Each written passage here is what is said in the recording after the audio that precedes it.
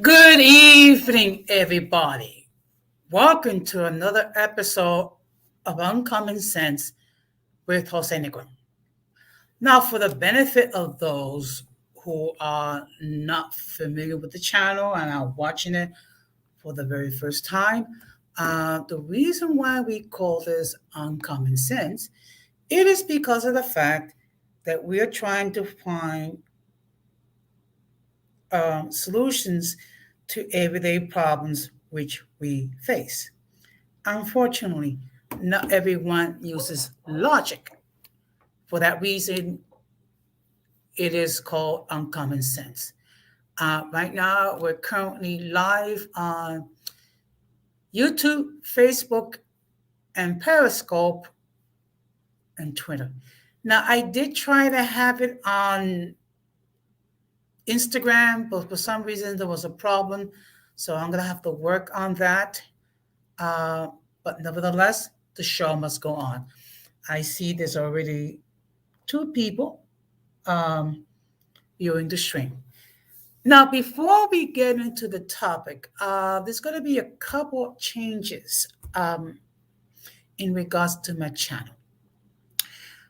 First of all, beginning next month, we're actually going to do 2 live streams in Spanish. The reason why we do that is that there may be people in our community that might enjoy my content, but unfortunately, they don't understand English. So for this reason, we're going to have, 2 live streams in Spanish. Another thing that's going to be different is that we're going to be scheduling interviews with other YouTube creators. The reason why we're doing that is that to let everybody know that there are positive YouTube creators out there. Now, most likely, these individuals that I'm going to be interviewing, they're basically new channels, or the channels are not well known. So I'm going to use my platform so to let the other creators know. Now, I see that we already have 4 people viewing the stream. The link is there. By all means, if you wish to enter a comment or you wish to join a panel, by all means do so. All I ask is let's keep it positive, because this is not a clown channel. This is not a channel for smoke. Also, my scheduling is going to be a little bit more fluid,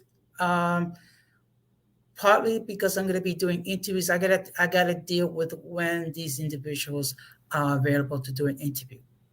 It's going to be in the evening. Hopefully, once we get that finalized, I'll be able to make my announcements. Either do a short video on my channel, or do a posting on Facebook and Instagram. Also, I might be tweaking the channel, the schedule other ways. What we're going to do is we're going to continue with at least 2 live streams weekly. What I'm going to be doing is One stream is going to be on a topic that requires mature conversation. The other topic would be something that's a little bit more lighthearted, something that's kind of comical. And the reason why, because you do have to have fun sometimes. Life is very short, and you can't be always talking about serious issues all the time. We do need to have a little fun. We do need to enjoy life. Now, the excuse me. Now, the topic for tonight's show is going to be: can we recover the ability to interact with others? Now, I'm going to explain to you why we're bringing up this subject. Um, Prior to the C-19 situation, you had some individuals, not just in social media, but outside social media, that had problems interacting with others. Unfortunately, with the fact that we have to undergo isolation for almost 2 years, the situation has gotten worse. Unfortunately, it's gotten to the point where people have lost the art of interacting with others. So that's the reason why we're having this discussion. Now, I will hope that other people join the stream, because I don't want to be a monologue. Um, your opinions count. Now, what we're going to do is we're going to get the definitions, because I like to define things, because unfortunately we're living in a day when people have taken words and they're taking it out of context. Now, we're going to talk about what does it mean to interact with others. And the definition is as follows: it is a social interaction, is an exchange between two or more individuals, and is a building block of society. By interacting with one another, people design rules, institutions, and systems in which they seek to live. Symbols are used to communicate the expectations of a given society to those who are new in it. Okay.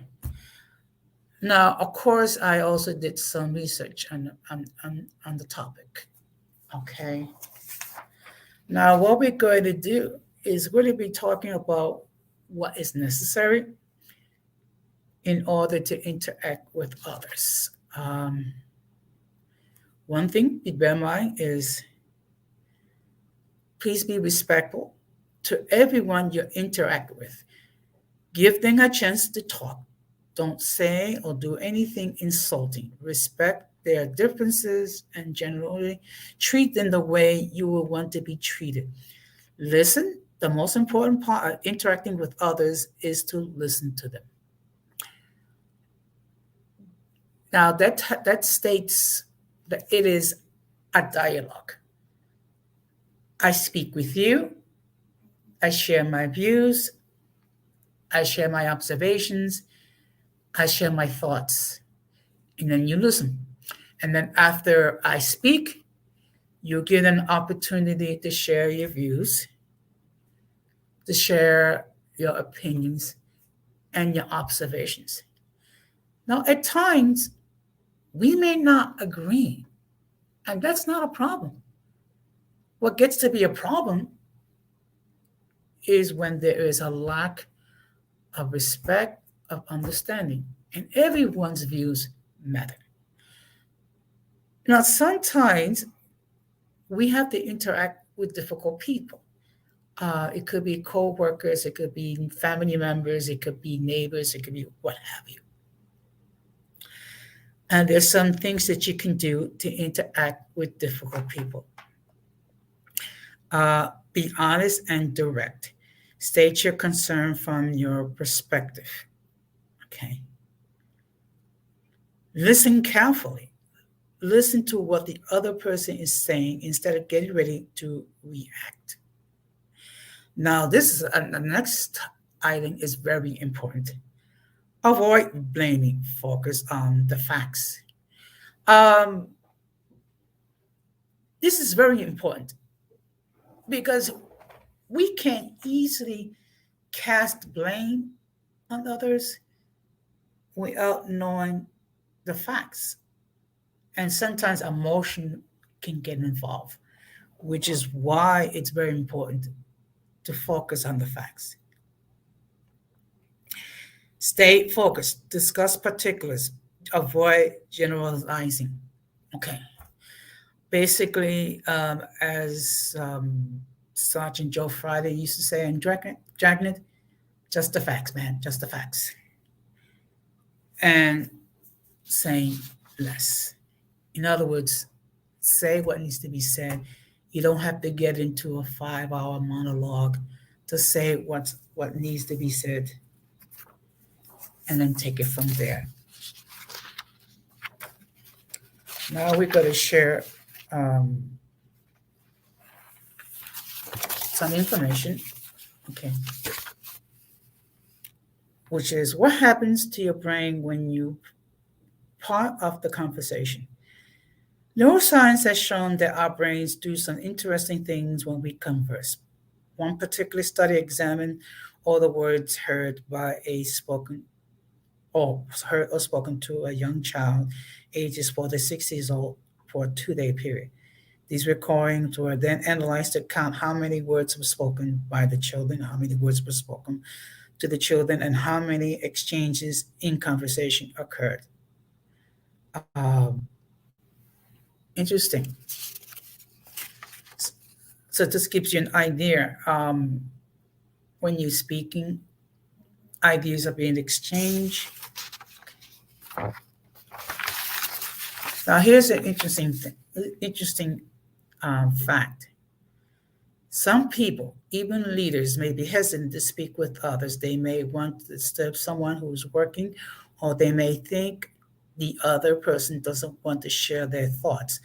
But if we never satisfy our curiosity about how things are operating or what creative innovations are on the horizon, how can we keep it up? Perhaps the biggest hurdle for a busy leader is to find time to speak with others and to really listen. We often listen only enough to answer the question or add a comment, which includes our own experiences. How often do we stop what we are doing, stop mentally making notes, and honestly watch and listen to someone? Now, that's an interesting observation because the fact of the matter is, every day, those of us who work, who go to school, uh, have responsibilities in the home, um, we just want to listen briefly, and that's going on with our merry way, which is understandable. But the fact of the matter is, we need to be willing to listen. And there's listening, and then there's hearing. Hearing is you can hear a person speaking, but you don't have full understanding of what's being said. Listening, you're actually hearing the words, but you're analyzing, and you are trying to get a viewpoint what is being said. Now there are 4 tips that we all should do before we strike up a conversation. And of course, a conversation is a dialogue between 2 or more people. Okay. Number 1, listen with your eyes too.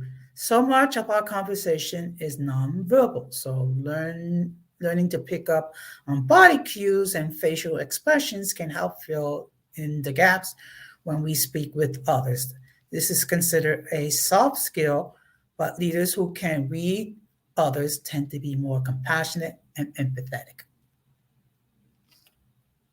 Okay.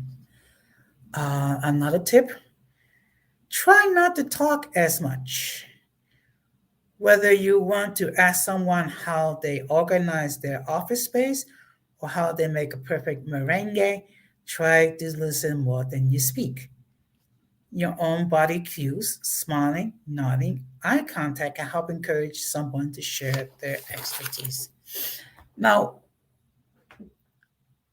people who are able to interact with others, they're able to pick up the cues. They're able to listen. They're able to observe and take and read the room, so to speak. Now, another tip is to be humble. Again, try not to bring yourself into the conversation too much, especially if you initiated the conversation to find out information or learn about someone's ideas. Nothing more off putting than someone who loudly exclaims their own virtues. What that means is this, um, there's nothing wrong to have confidence in yourself. What gets to be an issue is when you think that you know it all and that no one can teach you anything. That's a problem, a serious problem. And another tip: don't be afraid to try something new, even if it's out of character for you to ask someone for help. Don't be afraid to reach out. A conversation you never partake in means all the thoughts and ideas will never see daylight, and you might miss out on future innovations. Um, One thing that human beings in general, they are very comfortable with routines. You get up the same time of the day, you eat the same foods every day, you get to work the same way, and then you have your routine at your job, which you do the same thing day in, day out. The question is, how many people are willing to try something new? I think part of the problem that people are fearful of doing something new is a fear of failure, okay? Or a fear of looking awkward, or a fear of looking dumb. Now, again, this is not meant to be a monologue. Anyone is encouraged to enter their comments in the chat, or the link is there if they wish to form the platform. Um, you might disagree with what I'm saying, and that's perfectly fine. We can disagree. What I will ask is to share your insight, because let's keep this perfectly clear. I have some truth, the other person has some truth, and both of us can share our truths, and the actual truth it's in the middle. Now we're going to be talking about some things they need in order to communicate effectively for work. Certain things that need to be that you may want to consider. You should recognize communication protocols and etiquette. There is a certain protocol as far as speaking with your coworkers. There is a certain protocol with speaking with your superiors. There's a certain protocol speaking with clients that you may deal with.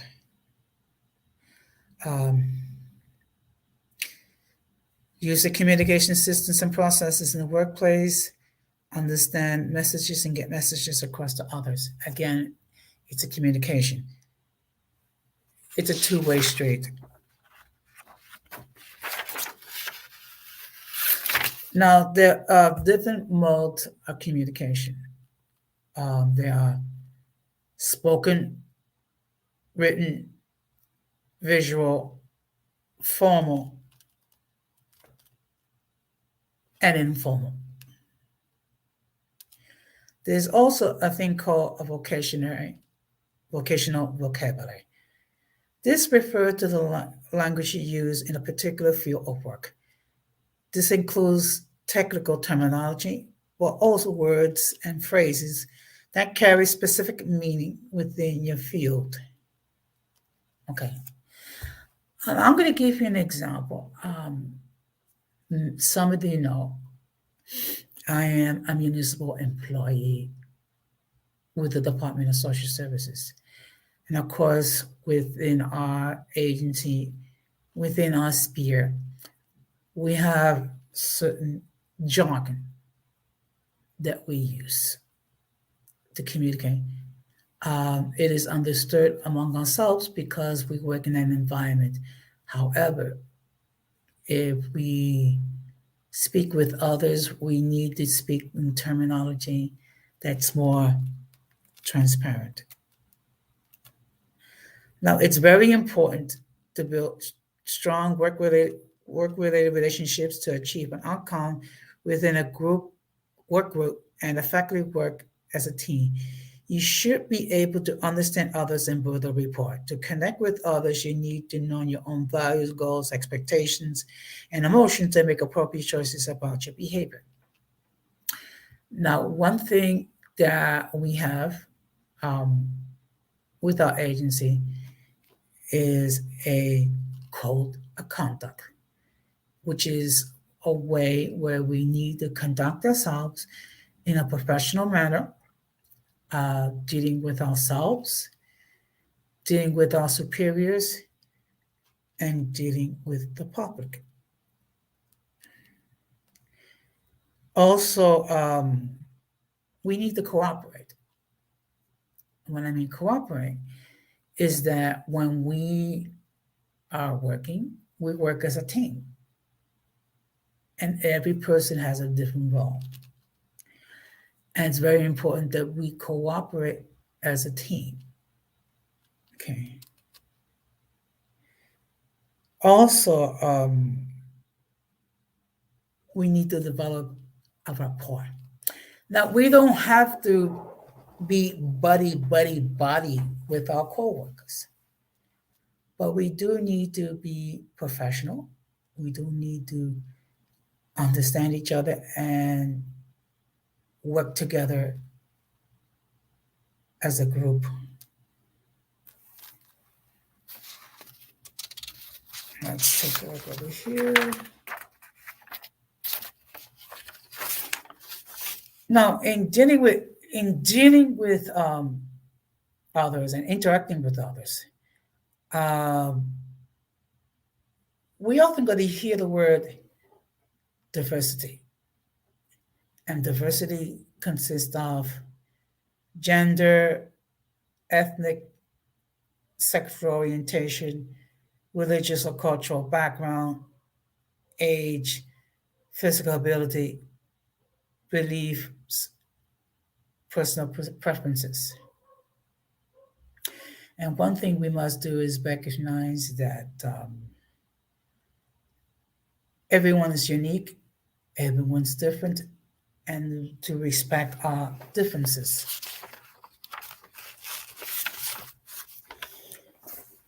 Now, I'm going to share a little bit more information, and then should no one wishes to enter a comment in the chat or enter the panel, I'm going to end the stream because the fact of the matter is it is not meant to be a dialogue.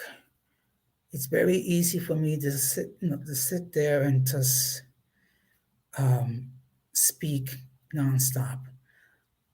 That's not contrary to what people think. That is not my forte. I'm the type of person that I believe in interchange, sharing views.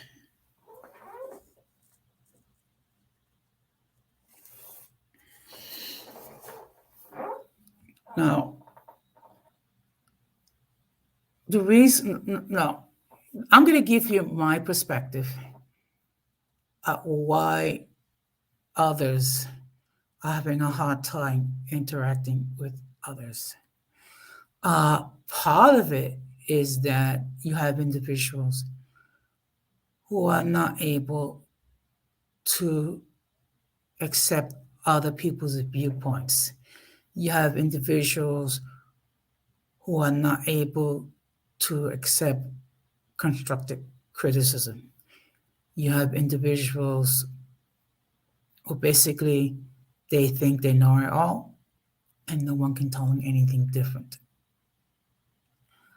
Um, this is a situation that has been going on for some time prior to C-19. Unfortunately, due to the fact that we have to remain indoors and we're not able to interact with others in a social environment, people have almost lost the ability. Okay, let's see. Excuse me. Well, you know what, Ramon, I appreciate it very much. And I hope, everything's well with you. Okay.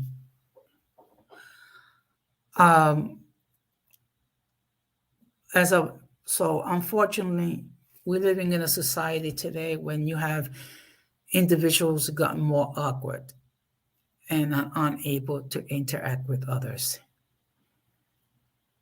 Now, will people recover?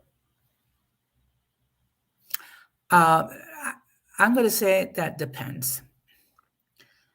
That depends on your perspective. That depends on your ability to recognize your flaws and to take actions. Maybe it might be a question of seeing a therapist. Maybe it might be a question of trying to get your confidence. Maybe it's just forcing yourself to get into different interactions with others. I do appreciate the people viewing the stream, and I'm sure there'll be people that will catch it on the replay. And I'm going to be honest, one of the things that I have missed since this health crisis has begun is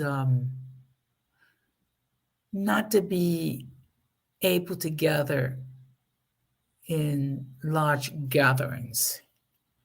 And it's been hard on families. You have elderly that have not been able to see their children or their grandchildren for months for fear of becoming infected with C-19. And one of the consequences is people have gotten very lonely. Now, it's fine if you're tech savvy and you're able to do Zoom meetings or virtual meetings and things of that nature. But virtual meetings and Zoom meetings does not replace the interpersonal contact. And I'm sure people have become more depressed. I think people can recover the ability to interact with others. But you have to be honest and recognize that you need help and recognize it's a problem because that's half the battle. Half the battle is to recognize that you need help. Now, what I'm going to do is it looks like no one else is going to join in, no one else is going to comment. So, what we're going to do is we're going to talk about what's going to be the topic for my next stream, which is the art of effective communication. Um, the reason why we're going to discuss this topic is due to the fact that in order to communicate effectively, it will help if you have somewhat of a vocabulary. It will also help if you are, excuse me, if you are willing to interchange with others. It will also help if you're willing to accept other people's viewpoints. So we're going to get into this discussion, and I'm sure it will be more lively. Again, I do appreciate the fact that there have been people that have been watching my streams on the playback. And even if it's just one person out there, you know, that's fine. Because that person can tell two, three, or more. So, that being said, um, I do appreciate all the support I've gotten. Um, we're going to be doing some other things that are new. Um, Now, for the month of March, we're going to plan to have a panel discussion regarding Women's History Month and some of the achievements that women have achieved and some of the difficulties that they have encountered. I'll be planning this next month, and of course, I will put in a posting on Facebook, Instagram. I will also um, do a short video. Um, Also, what I'm going to be doing is posting some more videos regarding topics to express my viewpoint. Now, that being said, what I'm going to do is I'm going to start to wrap this up. Um, the fact of the matter is, I do appreciate everyone that has live stream and will catch you on the replay. So, of course, I'm going to close the same way that I always close. People, please be careful out there because there is a health crisis known as COVID 19 that has killed almost 860,000 people in this country so far. And we must do everything possible to avoid contact with the mentally and intellectually challenged people. Because if we fail to do so, we will be infected by an epidemic that is worse than COVID 19, which is massive stupidity and massive insanity. That being said, this has been another episode of Uncommon Sense with Jose Negron, and I thank you very much. Take care, have a blessed night, and peace.